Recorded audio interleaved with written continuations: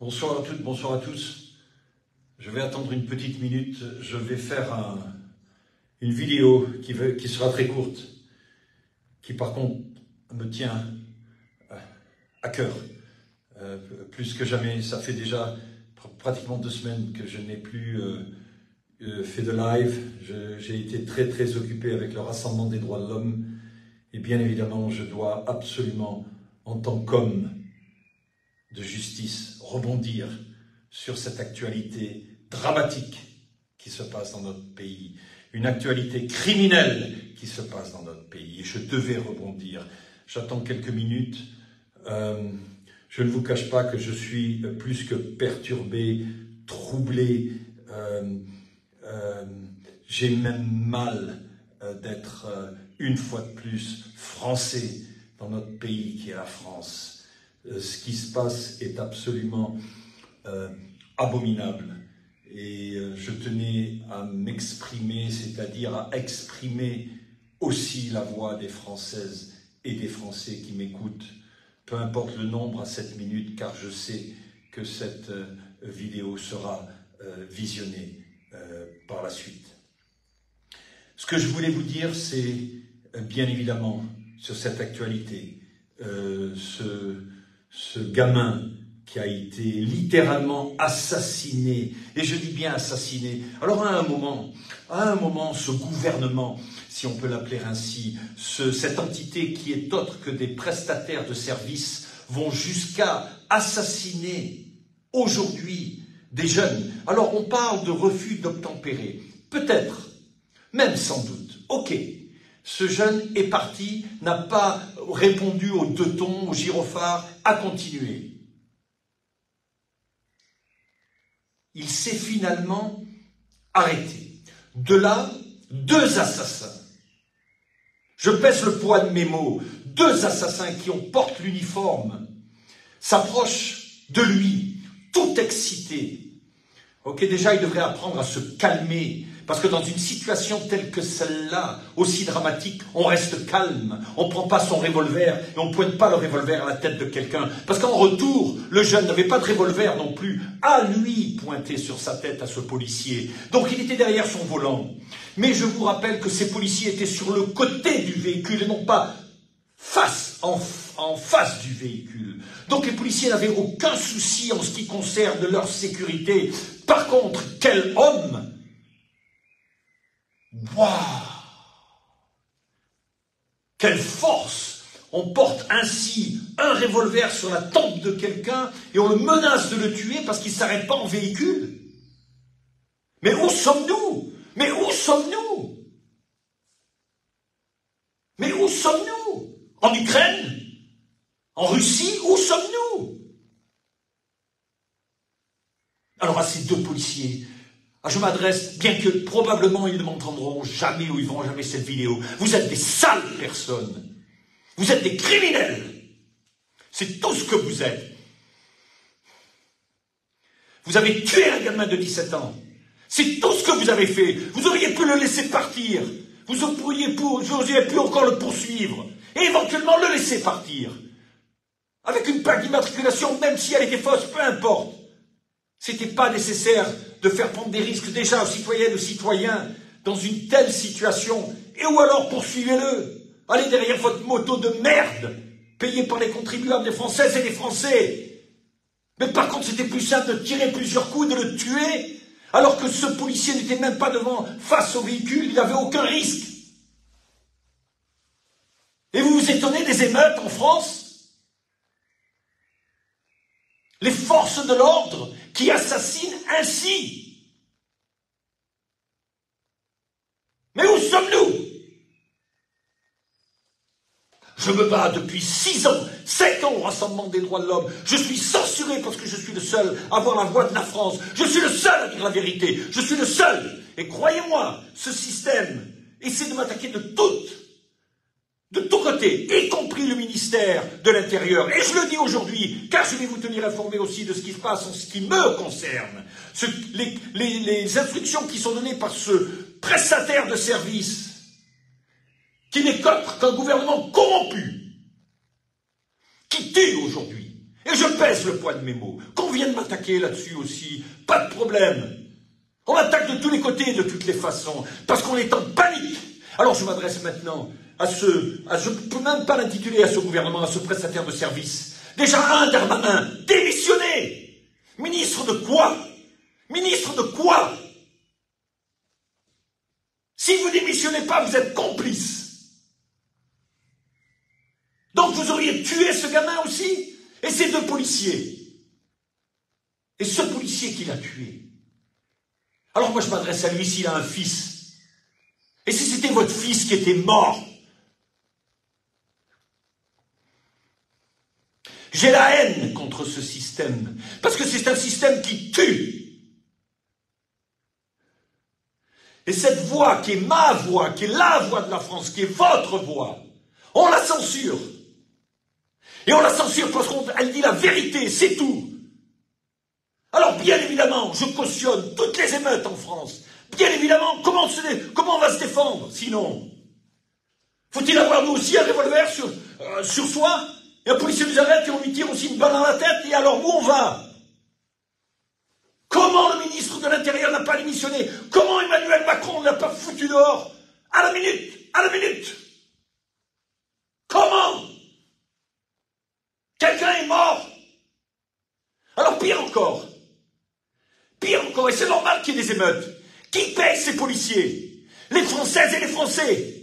C'est eux qui payent. Et je peux vous dire une chose, 68 millions de Françaises et les Français sont contre cet assassinat. Car, quelque part, c'est avec leur argent que ces revolvers a été acheté, que cette balle fatale a été tirée.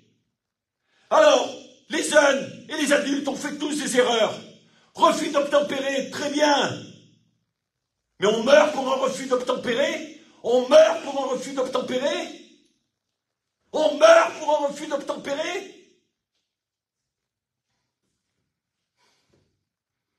Pauvre ministre Darmanin. Et à ce propos, monsieur le ministre, ça c'est entre vous et moi. Vous avez reçu un courrier très récemment, en ce qui me concerne et en ce qui vous concerne. Je n'ai eu aucune réponse. Si ce n'est que vos sous-fifres, à Nice, exécutent des ordres qui viennent probablement directement de vous et de votre propre prestataire de service. Mais là aussi, monsieur le ministre, il va falloir y répondre un jour. Là, il va falloir y répondre un jour aussi. Parce qu'aujourd'hui, les gens meurent. Comment voulez-vous que je reste calme? Ce gosse qui a été tué, quelque part, c'est mon gosse aussi. Parce que le Rassemblement des droits de l'homme est responsable de tous les enfants, et ce, globalement parlant. Alors, à ces deux merdeux de policiers qui ont tiré dessus, je leur souhaite qu'une chose, la prison à vie. Et encore qu'on les mette dans des cellules, avec celles et ceux qui vous ont fait le malin, qu'on les mette avec les vrais racailles, ils verront ce que c'est.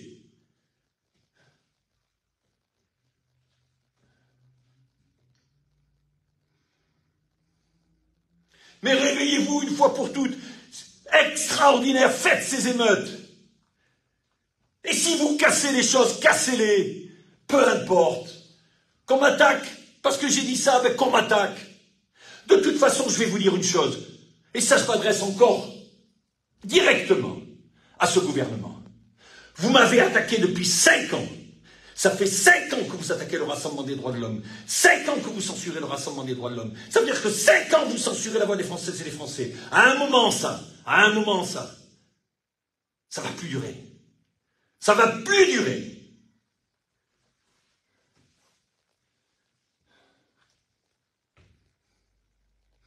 Je peux qu'adresser mes plus sincères condoléances à cette famille. Désolé, pardon. Pardon d'être français. Au moins, que Darmanin aurait pu démissionner immédiatement.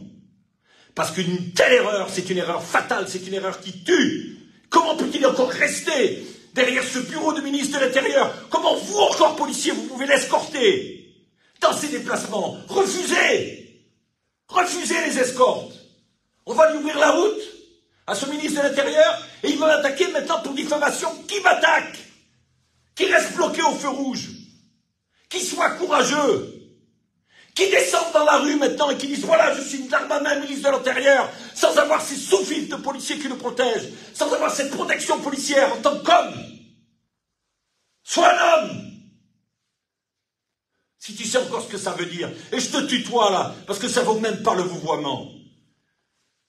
Alors à ces deux merdes de policiers, vous le paierez, croyez-moi, de toute façon, peu importe la justice, si ce n'est que moralement parlant.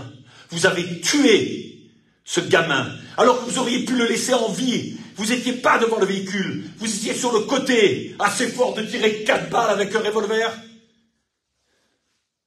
Vous vous en êtes bien sorti, parce que dans certains pays, quand on arrête, quand on fait ces choses-là, certains chauffeurs derrière le volant, même sur refus d'obtempérer, sont armés et peuvent tirer eux aussi. Ils en ont rien à foutre. Il y en a qui en ont rien à foutre de la police. Il y en a qui en ont absolument rien à foutre. Rien à foutre. Au contraire. Au contraire. Ok? Il est bien tombé encore. Il est tombé sur un pauvre gamin, peu importe ses antécédents. Peu importe. Et encore, peut-être des antécédents mauvais, donc c'est vous qui en êtes responsable, parce que vous ne savez pas comment gérer ces jeunes qui sont dans le besoin, qui sont dans la merde, et qui vendent de la drogue pour s'en sortir. Il y a moyen de les aider. Alors ces cow-boys de policiers, hein, c'est bien des cow-boys.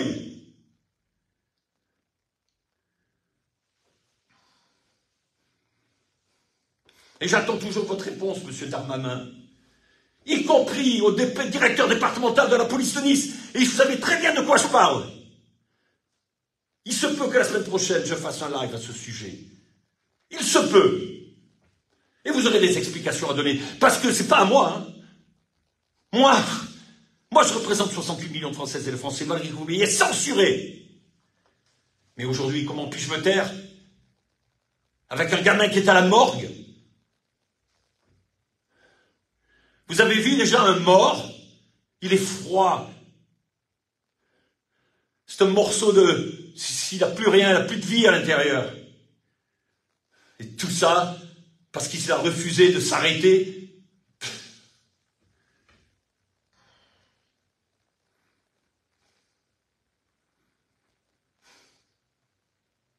Comment voulez-vous ne pas avoir la haine?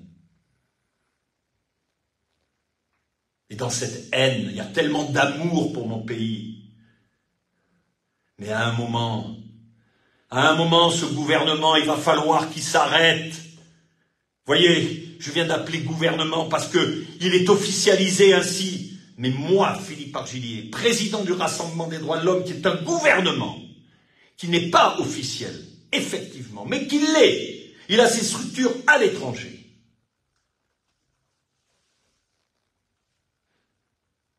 Je peux vous dire une chose, en tant que chef de gouvernement, ce qui s'est passé encore aujourd'hui, le prestataire de service Emmanuel Macron, s'il avait été un homme tant soit peu, aurait déjà congédié son ministre à la minute.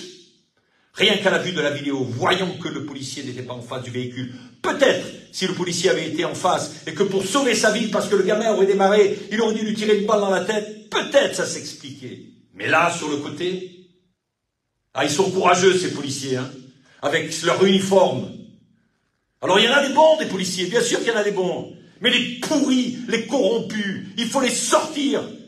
Les sales mecs qui portent cet uniforme, il faut les sortir.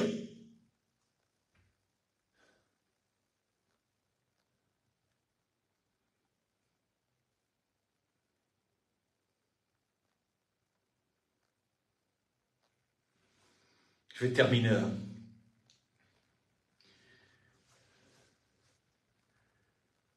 C'est vrai, je suis très très affecté, parce que pour moi, je porte le poids de la justice humanitaire, en commençant par nos gamins. Un jour, vous connaîtrez mon histoire. Un jour, peut-être, vous comprendrez pourquoi je suis autant affecté qu'un gamin soit mort ainsi. Et j'ai le bonheur d'avoir 2 filles, et dites-vous bien que je vais me battre pour elles. Je vais me battre pour elles, et pour vous, et pour vos enfants, comme jamais personne ne l'a fait. Jamais. Et que ce gouvernement, ils veulent m'avoir, mais qu'ils trouvent, qu'ils inventent des histoires. C'est exactement ce qui se passe aujourd'hui, et vous n'êtes même pas au courant, mais je vous mettrai au courant. On invente n'importe quoi, maintenant, pour essayer de descendre Philippe Argillier. n'importe quoi. Mais la vérité gagnera toujours. Vous savez pourquoi? Parce que la vérité, c'est la transparence. Et vous savez ce que c'est la transparence? La transparence, c'est l'amour. L'amour. Et ça ne s'achète pas. Le RDH n'est pas à vendre, Philippe Argillier n'est pas à vendre. J'ai un mouvement de résistance qui s'appelle le Rassemblement des droits de l'homme. Et celles et ceux qui me suivent sont ces mêmes résistants. À une époque, il y a eu le général de Gaulle. Les forces françaises libres, eux aussi se sont battus.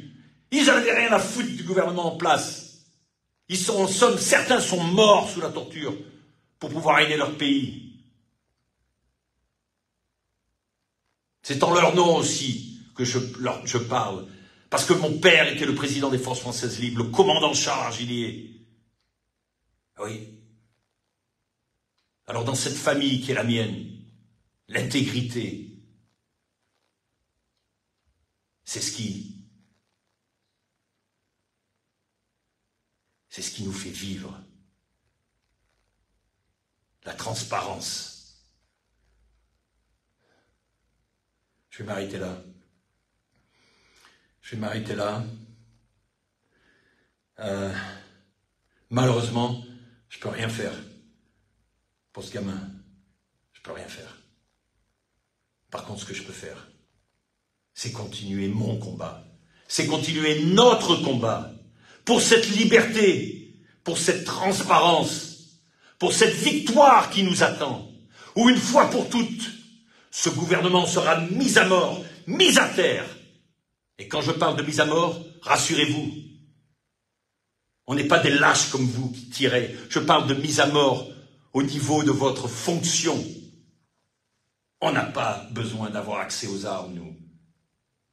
On n'est pas des lâches. Et je vais vous dire une chose, quand on est super puissant, on n'a même pas besoin d'utiliser ses propres armes. Un simple regard suffit pour vous faire reculer. À moins qu'il n'y ait plus rien en haut. Chose qui est possible aussi. Voilà. J'en termine là. Je vous dis à très bientôt, très très bientôt. Parce que je dois aussi vous tenir sur l'actualité du Rassemblement des droits de l'homme et sur Philippe Argillier. Sans rentrer dans les détails, sachez que dernièrement, je dis bien, toutes les institutions concernant ce gouvernement de prestataires de services a attaqué Philippe Argillier, à tout niveau, financièrement parlant, juridiquement parlant, judiciairement parlant, toutes des montages inventés pour être sûr que le Rassemblement des droits de l'homme, une fois pour toutes, ne continue plus. Ils ne savent absolument pas, bien qu'ils ont une bonne notion, à qui ils s'attaquent. Votre stratégie, c'est pas qu'on la connaît, c'est qu'on l'a parfait. Donc, suite au prochain numéro, suite au prochain épisode, et sachez que ce qui se passe avec moi, et quelque part d'une façon beaucoup moins dramatique, c'est ce qui s'est passé avec ce jeune. Sachez-le. Sauf qu'en ce qui me concerne, il n'y a même pas eu quoi que ce soit qui puisse interpeller qui que ce soit au niveau du gouvernement. C'est un montage. Au même titre, ce qui s'est passé et ce policier qui a tué ce jeune, c'est même pas impardonnable.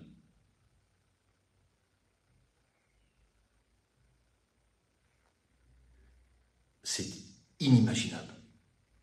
D'autant plus qu'il portait l'uniforme de police. Une fois de plus, je demande pardon au nom de la France, à la famille. Au revoir.